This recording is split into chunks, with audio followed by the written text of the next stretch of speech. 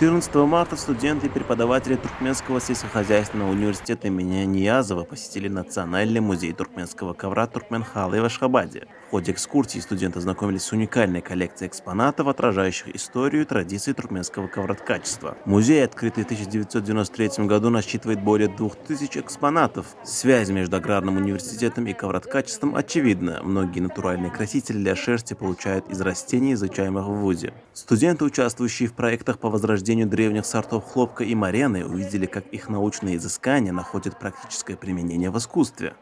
Biz Türkmen Ova Hocalyk Üniversitetining Dokman Ilmçiligi Fakultetining talip ýaşlary professor Muallimamyň ýol başlygynda Haly muzeýine gedelenje geldik. Bu ýerde Haly muzeýine aýlanyp özümiziň hüner uğrumyza, ýani özümiziň nazariýetde alýan bilimimizi hassa tejribeler arkaly bular hassa kämilleşdirmäge çalışýas. Bu bolsa elbetde biz talip ýaşlary döredilip berýän giň mümkinçilikleriniň alamaty bolup durýar.